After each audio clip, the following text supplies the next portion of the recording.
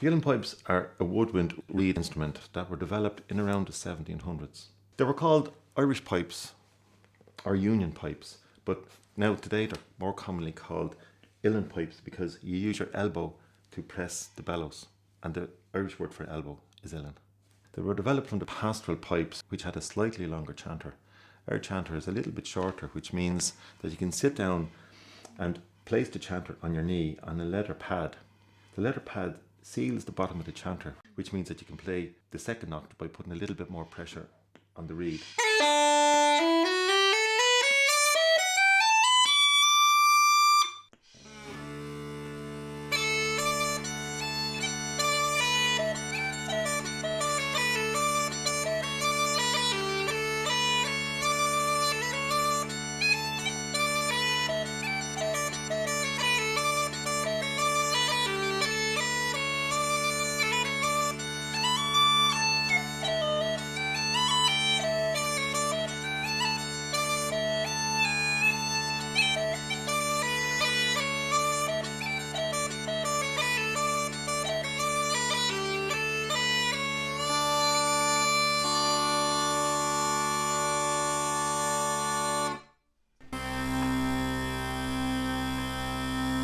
The Uilleann pipes usually have 3 or more drones: the tenor drone, the baritone drone and the bass drone.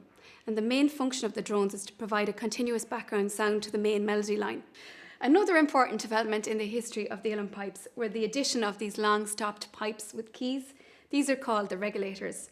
And these first appeared around the mid-1700s, beginning with one individual regulator and gradually more being added. The regulator's main function is to provide harmonic accompaniment to the tune. The sets vary in size, length and also in bore dimension. There are generally 7 reeds in a full set of Uilleann pipes, and these can be made from natural materials such as cane.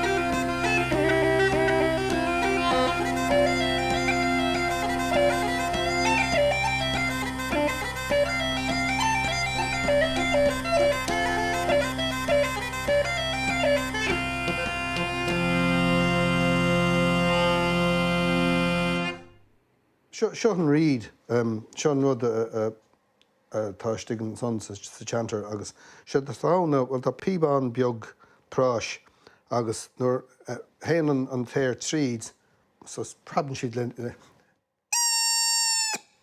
den tá sé bríonn sé an meallach céine is an go déana. The music that we play is very, very varied. There are tens of thousands of different individual pieces. A great deal of it is dance music, including reels, jigs, hornpipes, set dances, polkas, but also purely instrumental music and a huge number of song airs that would be the oldest stratum of the music. They go back in some cases to the 17th, 16th, possibly even the 15th century.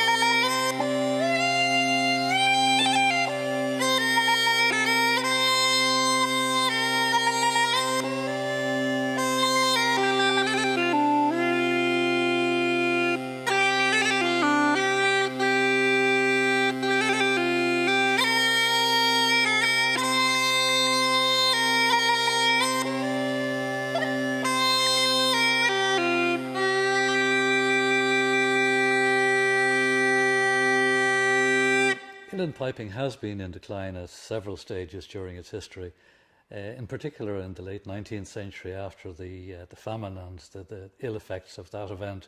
In the very late 19th century, the Cork Pipers Club were the first to start a group to try and promote the instrument, and they were followed closely by pipers in Dublin. And the Dublin pipers and the Cork pipers took special care to involve tradition bearers to ensure the continuity of an unbroken tradition of Uilleann piping.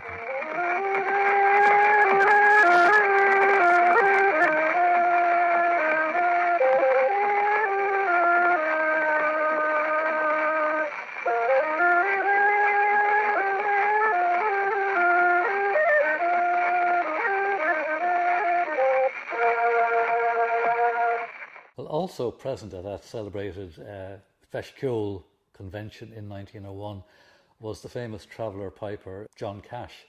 He was an ancestor of the Doran brothers, Felix and Johnny, who carried piping into several parts of Ireland, and they were quite important in bringing piping as travelling musicians to parts of Ireland where there might not have been a local piper or where the tradition was largely absent.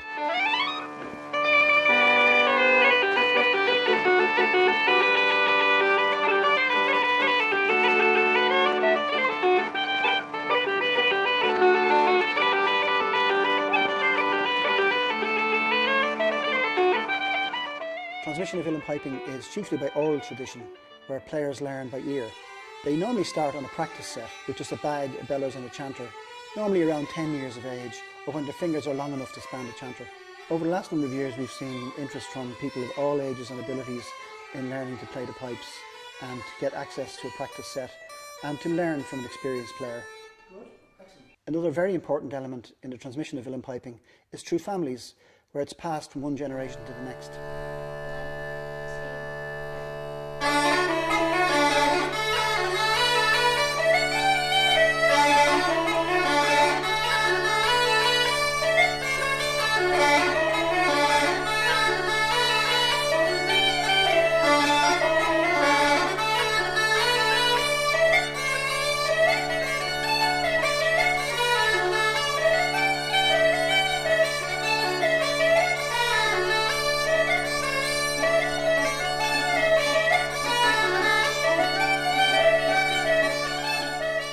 With the arrival of the 1960s, there was widespread concern about the future of the instrument, and several groups were set up to try and arrest its decline. The Armagh Pipers Club in 1966 and the Peabody Uilleann in 1968. In the 1970s, Uilleann piping began to become an internationally known form of music, particularly through the wonderful music of players like Paddy Maloney, Liam O'Flynn, Paddy Keenan and Finbar Fury.